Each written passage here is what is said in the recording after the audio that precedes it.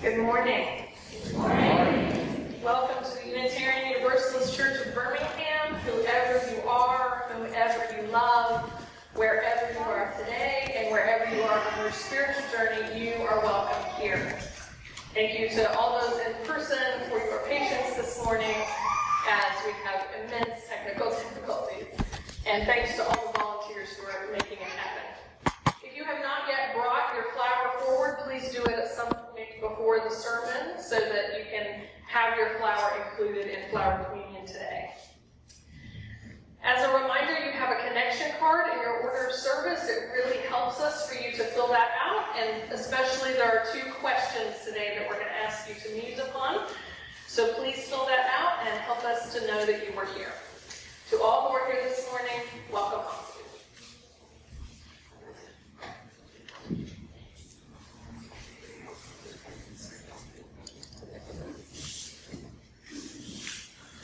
Good morning.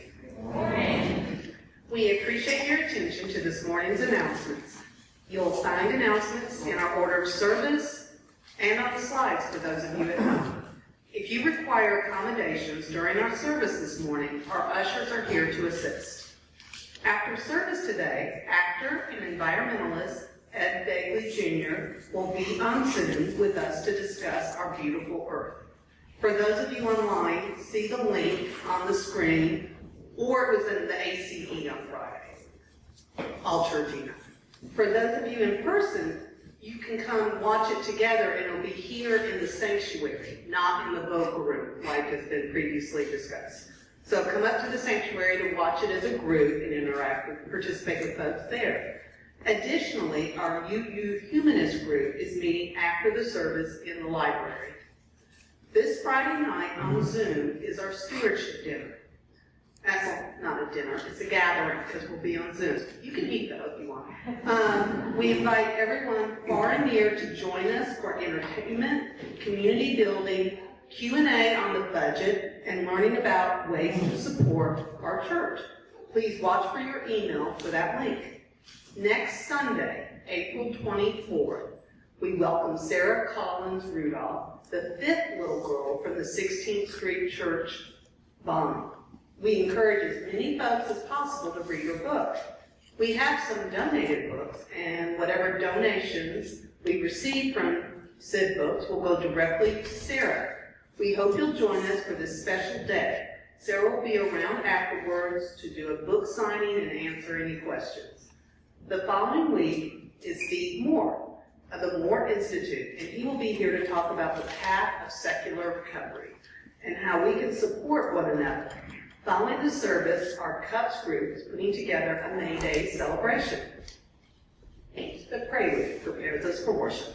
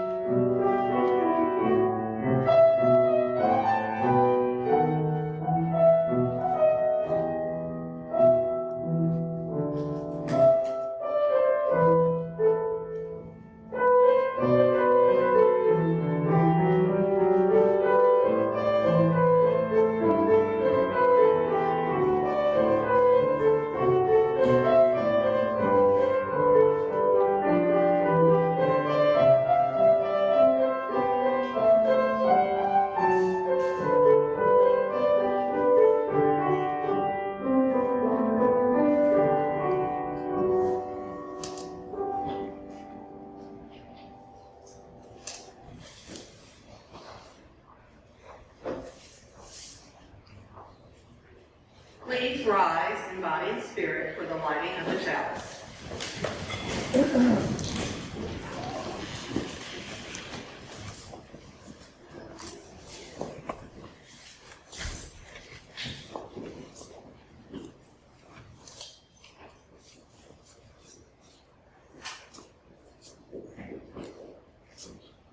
Out of the dust a shadow, then a spark. Out of the cloud a silence, then a lark. Out of the heart a rapture, then a pain. Out of the dead, cold ashes, life again.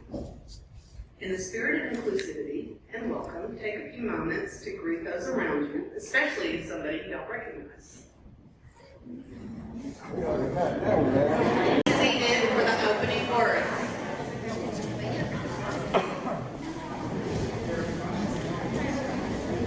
It's fun having this many people to say hello to. We come seeking a community with the power to take our pain and transform it to take our mourning, our confusion, our anger, our hurting hearts, and transform them all, not erase them, not carry them for us, not make them small or unimportant, but hold them and change them and love them into something new. We come seeking a community with the power to declare that such transformation is possible, not because of what we all believe about a God or a heaven or hell, but that such a transformation is possible because we will meet one another in our pain, mourning, confusion, anger, and hurt. We will meet one another there, but not leave one another there. There, in places where pain lives, in the places where it's all muddled, in the places where our anger consumes us, in the places where our fear takes hold, we will meet one another there, but not leave one another there. There, in those places where we are expecting a heavy stone and the pain of beloved's death, we meet instead the unexpected lightness of the stone that has been rolled away. We meet instead the gift of possibility in an empty tomb. There, in those places, we meet the eternal truth that neither fear, nor death, nor anger, nor heartbreak gets the last word. Even when we are running, scared, uncertain, we meet one another there and declare that love gets the last word. We meet one another there and we declare, in spite of a world that seems hell-bent on making it not so, that love gets the last word. We come seeking a community with the power to take our pain and transform it to take our mourning and hold it and change it and love it into something new. Come, seeking as we are, let us worship.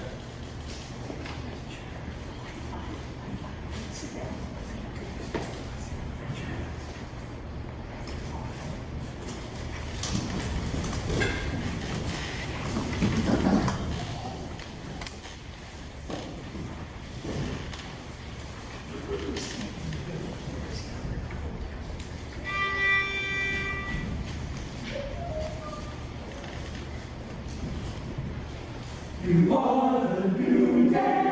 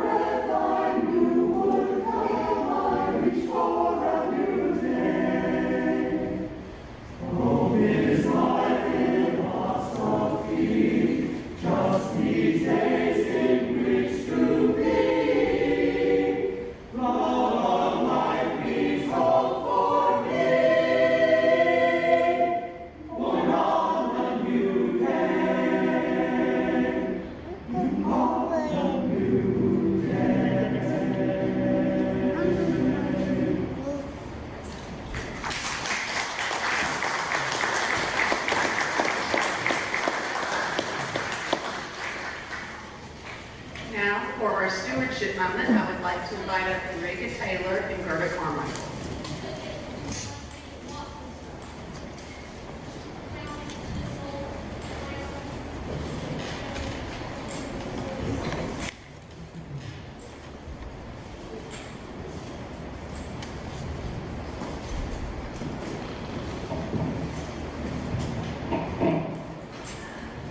I grew up in New York City in a family that did not smoke, drink, cuss, or go to church. But in the course of my life, in the various places in which I lived, I was curious, and I have attended a huge variety of services, including sitting silently in a Quaker meeting, in a mosque sitting with the women, synagogue, sitting cross-legged on the floor with Buddhist monks as they recited their ancient prayers, all the way to a spectacular performance of a processional with embroidered robes and polished brass and candlelight and music of Bach being played on the organ. I mean, it was a spectacle, admirable. And in the 70s, in the early 70s, I came to Birmingham and started attending the A-frame church that John Fuller, one of its members, designed, the church on Cahaba Road near the zoo. And all of a sudden, the message from the podium and the words from the podium reached my core beliefs that were already there, but helped me to expand on these core beliefs. And for the first time in my life, I started pledging to a church. And I encourage all of us to join in to keep this unique faith alive and well. Thank you.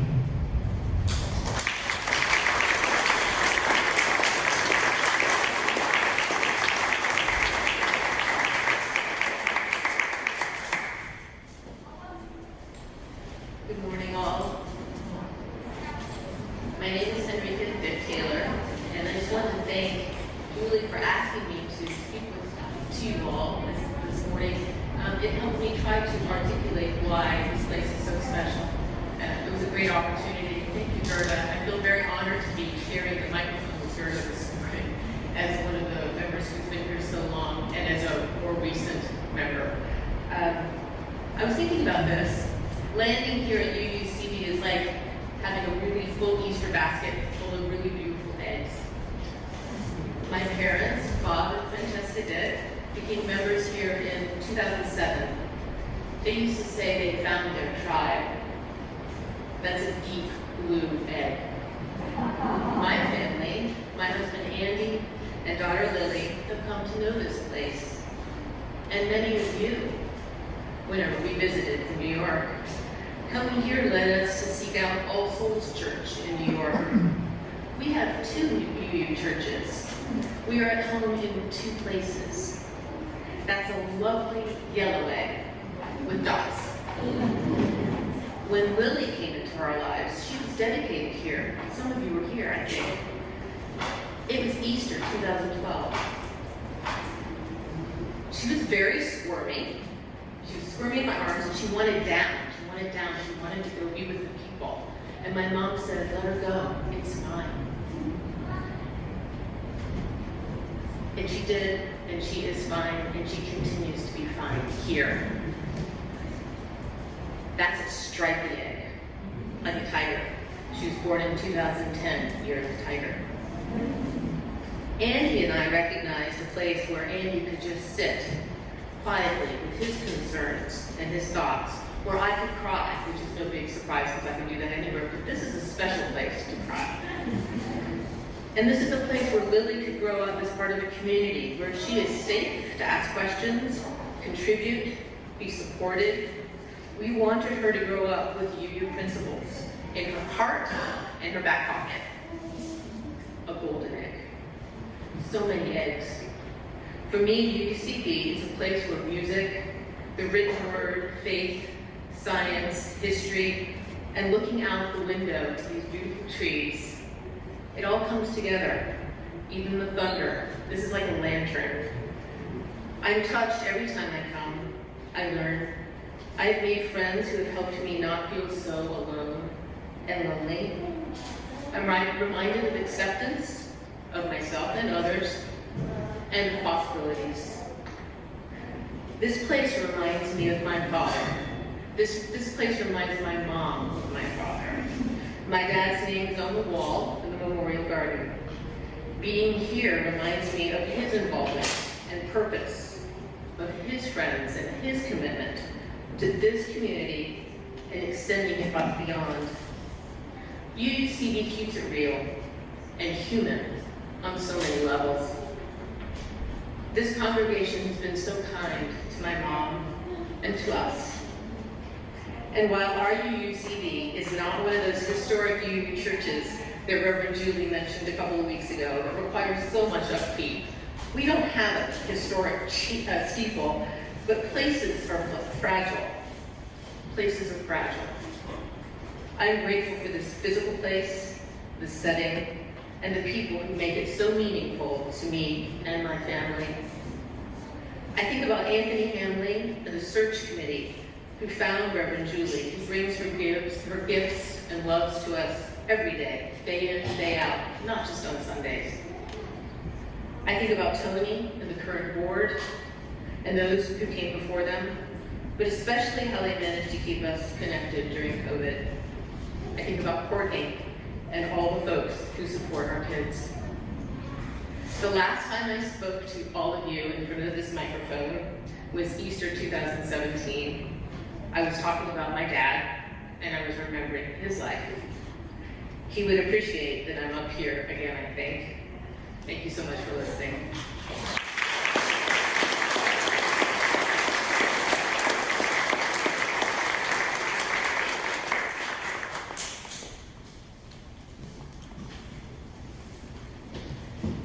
Good morning. Happy Easter.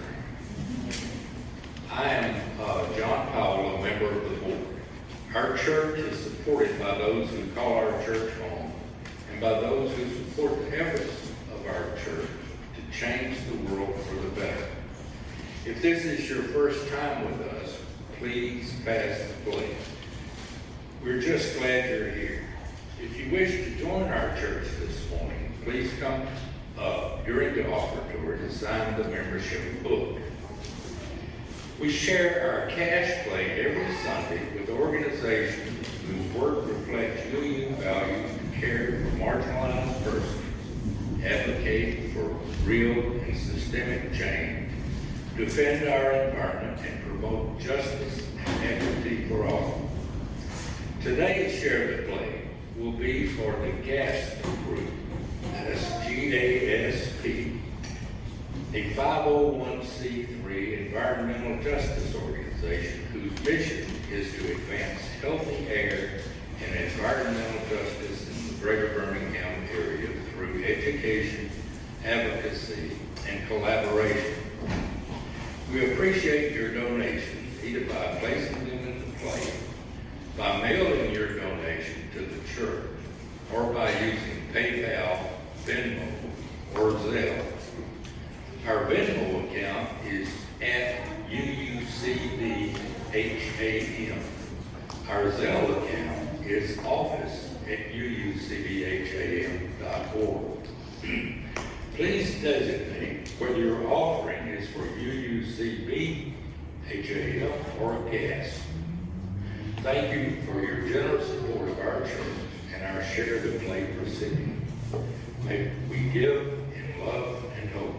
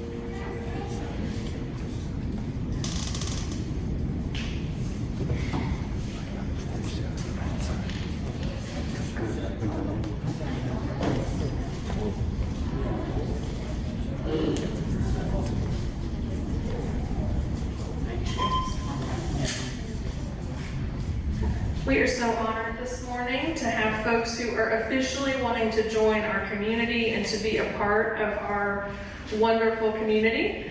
And these folks have been with us for a while. They're just adding themselves or changing things. And so, you know, being a part of our church community is about being in covenant with each other. You know, sometimes we as a community make mistakes, and we want to make sure we correct those, and we start a community relationship where we can be engaged with one another. And so we are trying to model the beloved community in a healthy, responsible way. So I just want to invite you all to introduce yourselves, if you'll come forward. And if you'll introduce yourselves and tell everybody what made you decide to join this community. Would you like to go first? Welcome, Layton.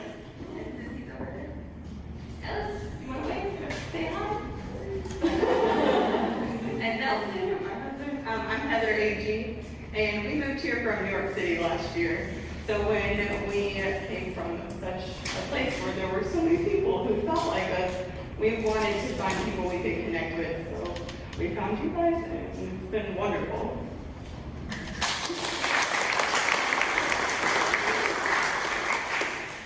Hey guys, so I joined this church back in, I think, December of 2018. With my, at that time, my dead man. And Julie asked me maybe a couple of months ago if I wanted to sign the book. But I needed to figure out how I wanted to do it and when I wanted to do it, so I kind of spent the last few months thinking about it. And now I've signed it as Xander. So,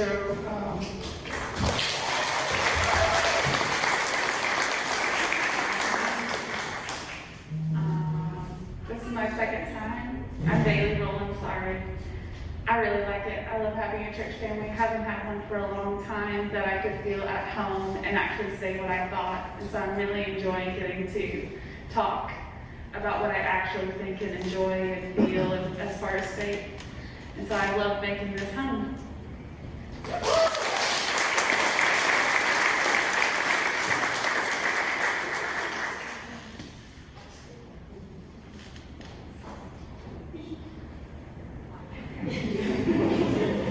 Welcome, all of you. Let's give them another round of applause.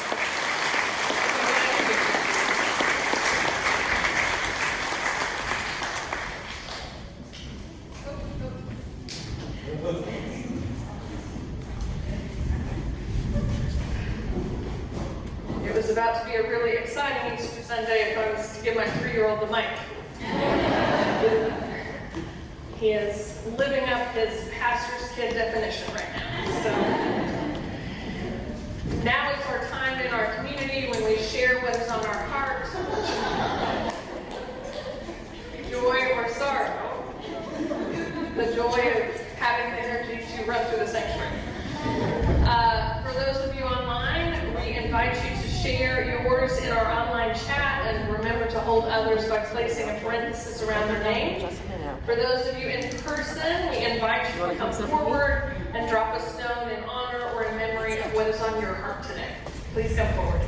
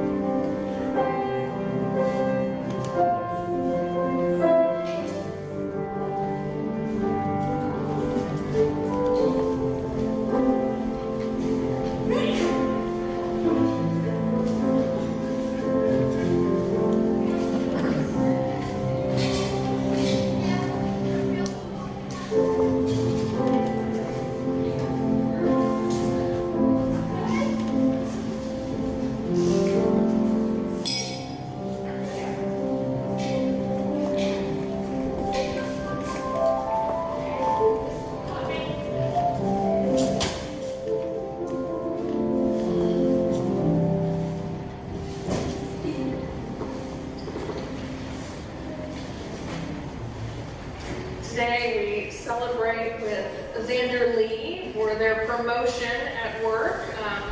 He was promoted to something which I can't remember, but congratulations, Andrew. And we also lift up Ellen Meadows, who had a fall this past week and is recovering from that. So please lift up Ellen and reach out to her. We also lift up all of those affected by the recent decisions of the Alabama legislature and governor, especially those that relate to trans families. And we are actively working behind the scenes to protect and fight for you all. Please take this moment to hear a spoken meditation followed by a moment of silence. Today's meditation was inspired by Mary Magdalene. You hardly imagined standing here. Everything you ever loved suddenly returned to you, looking you in the eye and calling your name. And now, you do not know how to abide this ache in the center of your chest, where a door slams shut and swings open at the same time, turning on the hinge of your aching and hopeful heart. I tell you, this is not a banishment from the garden. This is an invitation, a choice, a threshold, a gate. This is your life calling to you from a place you never could have dreamed. But now that you have glimpsed its edge, you cannot imagine choosing any other way. So, let the tears come as anointing, as consecration, and then let them go. Let this blessing gather itself around you. Let it give you what you will need for this journey. You will not remember the words. They do not matter. All you need to remember is how it sounded when you stood in the place of death and heard the living call your name.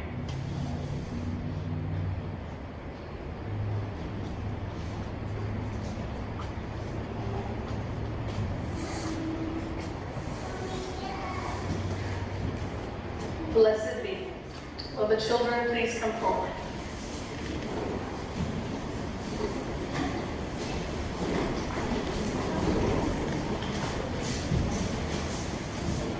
Good morning. There's so many kids here today. This is exciting.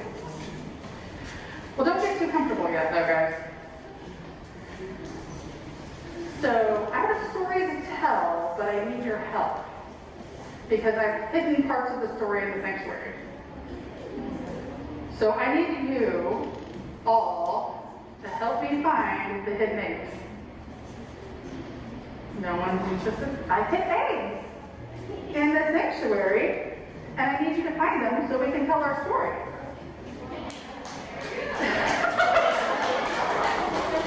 And there they go. Oh. Are you going to go find the eggs for me? There's 12 of them. And you know what, grown-ups, if you happen to see some that may not be recognized, oh, there we go, there's one. You already found one?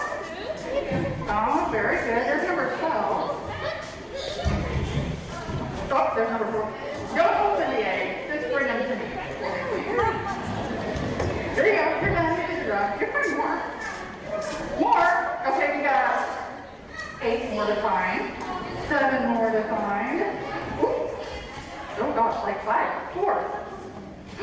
You found one. You put it in my basket? Thank you. Such a good job. You got an egg. 2 more? Is that what we have? 2 more? There's 1, 2, 3, 4, 5, 6, 7, 8, 9, 10. I got 2. There's a little bit. We're missing 1. We found it! Excellent job. I'll have to show you. So if everyone sits down now, I'll tell you the story. Wow. Because part of my story is in the egg. It's okay. There was only 12. I don't know. Take a seat. Take a seat. You know what, actually? Let me set these down. So, does anybody know what today is? Easter. Sunday, Easter. It's Monday. said next Sunday. So, but people talk about Easter today, right? Some people do. So I'm going to tell you a little story about Easter and about this person that people associate with Easter. Does anyone know the person that people associate? Jesus. Did you just say Jesus? Not that kind of story, folks. Or you did. I grew up near you, I can't even think it. So, but, egg number one. Jesus, I'm going to give you this one. What does this say? It says, oh, Jesus was a Jew. He was Jewish. Did you guys know that? Yeah, so Jesus was Jewish. Let's see. But he also was, see, I really should let you guys keep these because then you could give them to me in order and it would be way easier. You want the next one? Jesus was also a teacher. You may regret that. Do you know what this is? It's chalk. Like, teacher's use. So, but do you know what Jesus taught about? How about God? A little bit. Let me see. Man, I really should have put these in order. Number three. Egg number three. Jesus taught about radical love. Radical love. I'll tell you a secret. I have 4 of these downstairs. So you don't have any, you have the paper.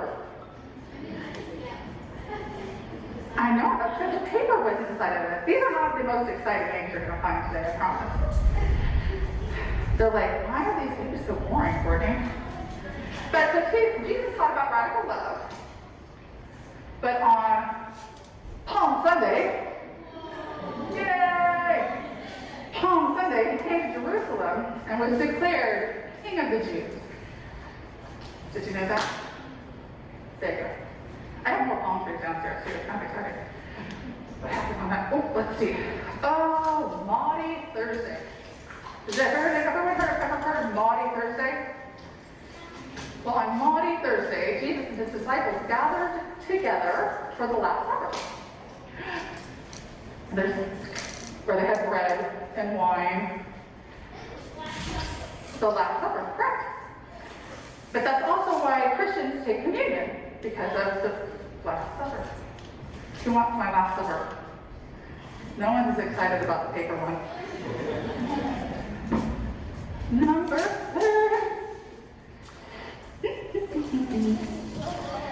Wow. Oh, 6. Ooh, this is a good one. But then Jesus was arrested. Yeah, Jesus was arrested and tied up. Well, that's kind of we're getting there. So Jesus was arrested, and you're stressed out. It is very stressful. Where's 8-7? And then he was executed on the cross. And that's why Christians use the cross as their symbol. You would like the number 7. You're welcome.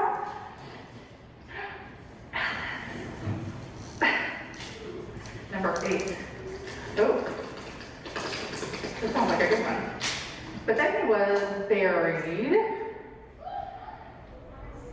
on a stone. He was hidden in kind of a, not under a stone, in a cave if you rolled a stone in front of his grave.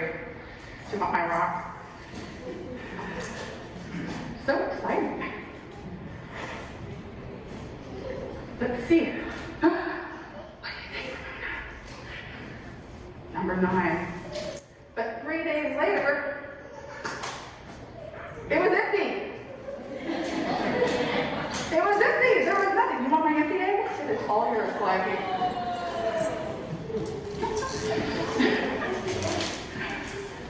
But then, the angels spoke to the people and said, "Fear not." They were not an emoji, though. I mean, maybe they were. They could be emojis. Let's pretend they were emojis. Ramona, do you want my everything? Not so much? Olivia, go ahead. You need my smiley face, Olivia. You take my smiley face, Olivia.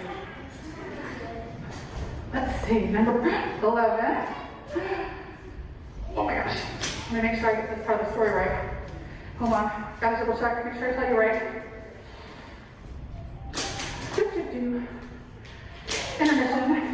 So, then the disciples came together to continue his work of radical love. Here's all his disciples. And they're working together to do great radical love. Teaching folks about radical love. You can have my peoples. There's my people. And then that's how they're connected to us at UUCD. Little chums. Upside down. The good news is I have stickers for everybody. Everybody can have stickers. Ta-da! That's how we're connected to Jesus. You want that angel picture? I can get you one. So that's the end of my story. Thank you very much for your assistance. So normally we would go downstairs, but today we're going to stay upstairs because we have so much interesting things going on. That being said, I know that some of our younger friends might enjoy going downstairs. Hey, Ezio, do you want to go downstairs with Miss Fauna and Amethyst? Oh, I'm sorry, Travis. Anyway, Miss Fauna and Miss Amethyst are going to go downstairs if any of my younger friends would like to go downstairs and play. But the rest of you are welcome to stay upstairs. Will you all help us hum them out, please?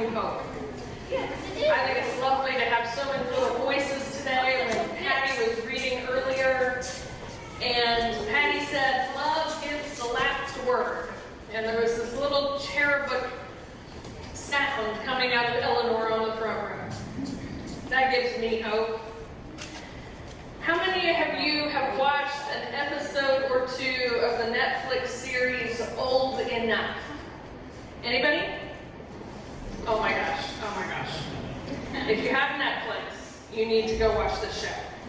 This show gives me hope by showing how resilient children can be. So especially terrifying for parents of young children in the congregation. I apologize, but just think about it. It's not your own kid. So this show is called My First Errand in Japanese. Okay? It was created in Japan over 30 years ago. And to this day, when they broadcast a new episode, 1/5 of the entire Japanese population tunes in. That's how big of a deal it is. The premise of the show is this. Parents volunteer their very young children, ages 2 to 4, to go on their first errand without their parents, only a film crew who does not intervene. I was watching it and absolutely terrified. Ezio was not allowed to watch this show because he would have ideas. So the errands involve crossing streets full of traffic, purchasing items at a store by using actual money, not credit cards, asking for help, and finding their way back home again. It is incredible. The first episode, because I don't want to spoil the rest, but the first episode involves a young boy who is 2 years, 9 months old. Now, some of you can recollect that age a little more easily than others, but that's a young kid. He's younger than my youngest child. His mother equips him with a yellow sign that he holds out to ask traffic to stop for him. And she sends him off on his errand, a 1-kilometer journey each way, to pick up some curry, some fish cakes, and flowers to offer at grandmother's altar. Each episode is nail-biting, and only once have I seen the camera crew actually intervene.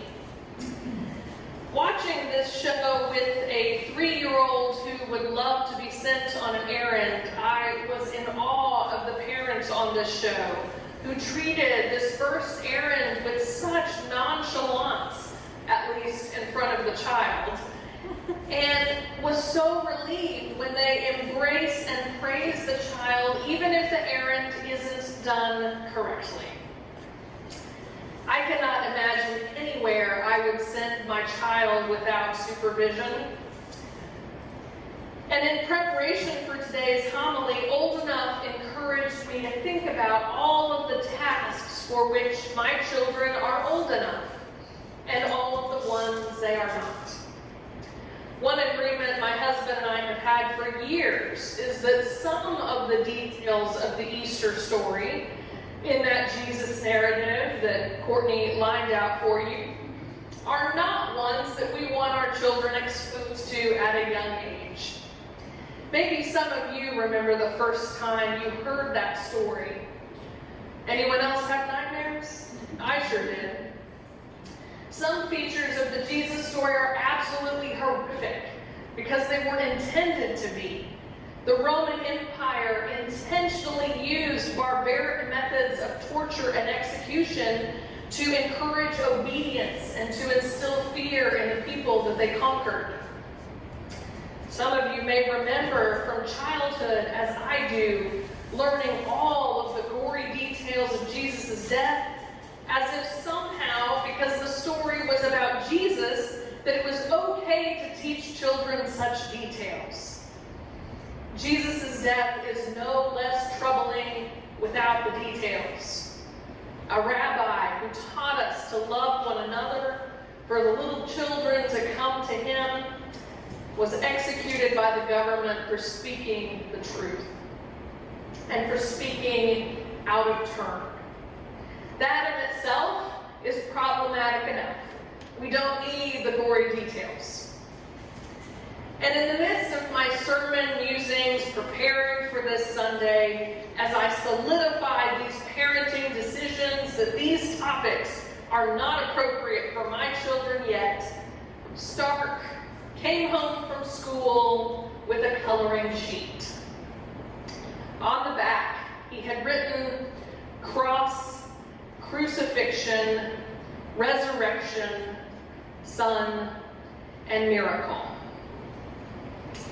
Trying to muster all of my calm, non-reactive energy, he explained that after his standardized testing at his public school, there was a variety of activities to choose from, and he wanted to do the word search.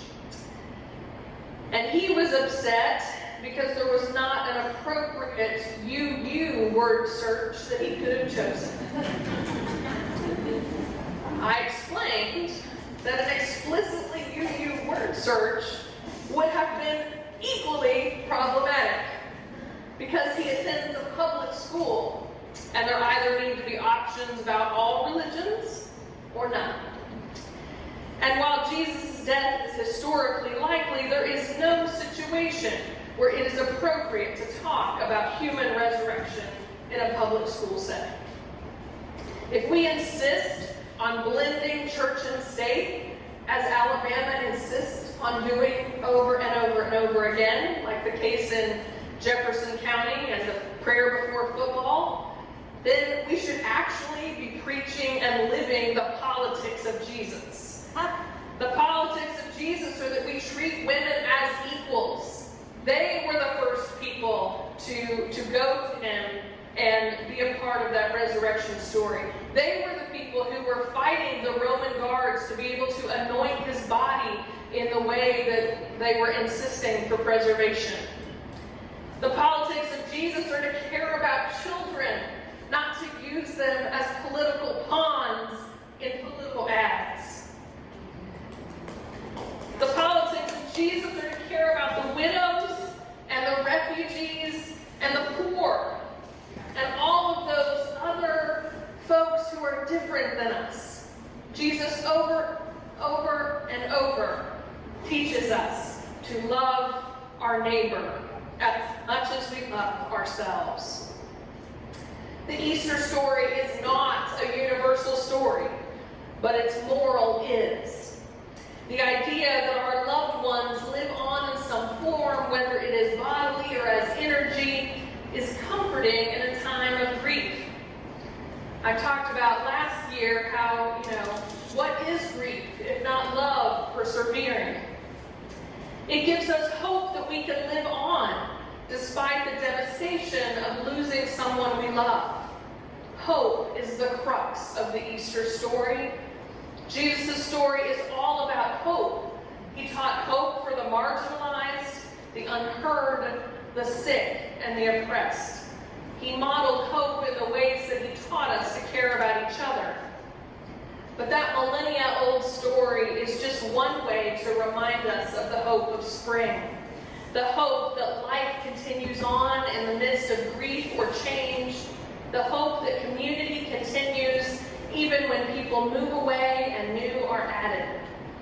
Hope is embodied and exemplified in the seeds blossoming into flowers, edible plants, and even the weeds which feed the bees. Every spring, our earth models hope and renewal in the new life and flowers that emerge from the cold tomb of winter. Today, we are resurrecting one of our Unitarian Universalist traditions out of this pandemic, the flower communion, invented by Reverend Dr. Norbert Čapek, the founder of the modern Unitarian movement in Czechoslovakia.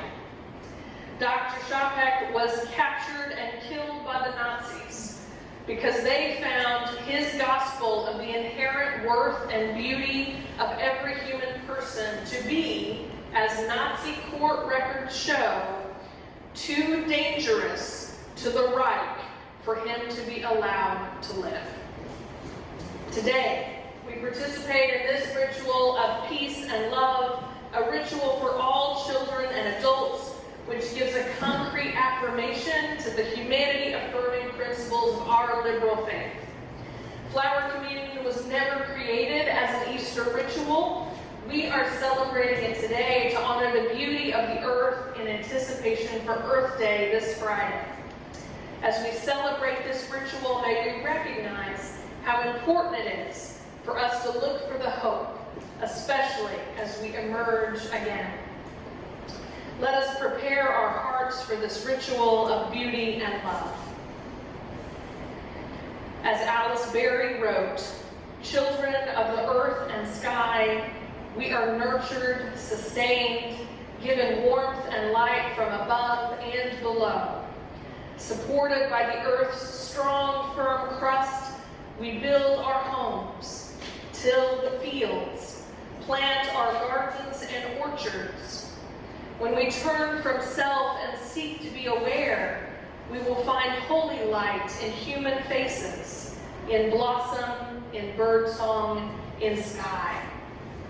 Then the earth is truly our home, and we are one with all of earth's creatures, parents of earth's children yet to be."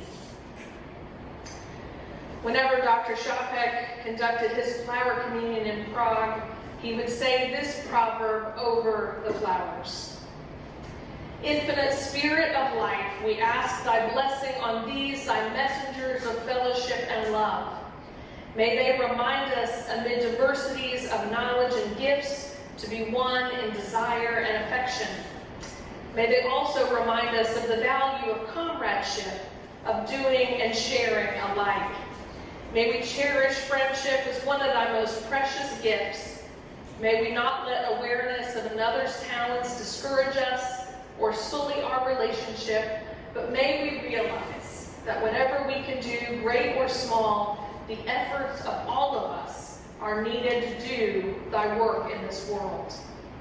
It is now time for us to share in the flower communion.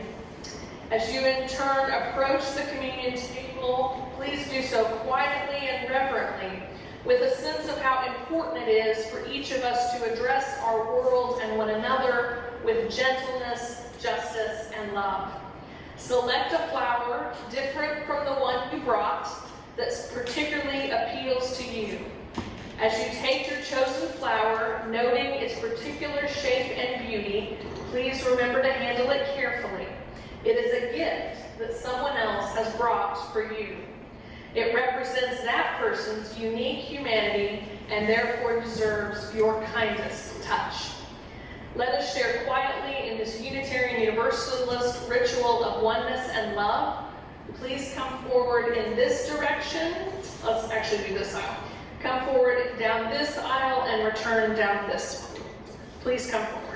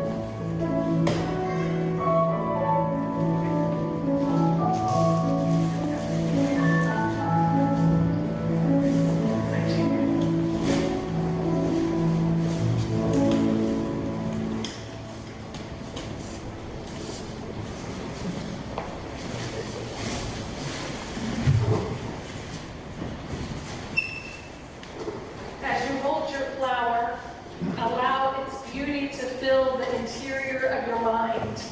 Take it in all its perfection and form. Absorb each wondrous petal. Explore each line, the variations in color, the way the petals fold in or open into each other. Let your eyes wander down the stem, noting the leaves, the thorns, the sepal. The fragile beauty of this flower is unique. No other flower looks exactly like this one. And we too are like these flowers, fragile and yet resolute, turning toward life, shimmering with expectation, exuding our own illumination.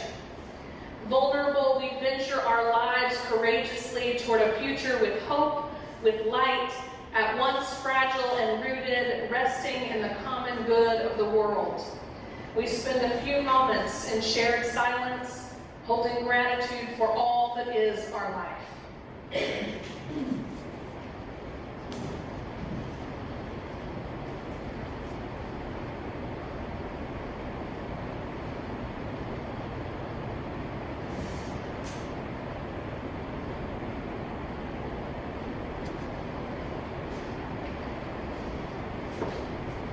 These flowers represent the distinct contributions each of you make in the world, scattering your own seeds, if you will, of love and hope and justice. The world and our congregation would not be the same without each and every one of you. May you move through this week knowing that you are full of beauty and held in love. Blessed be.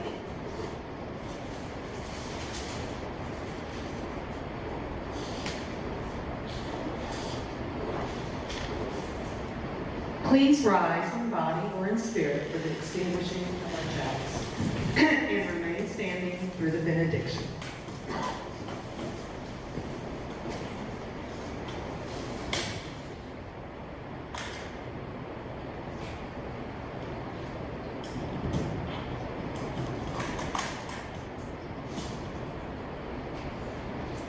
Keep your proclamation of grandeur.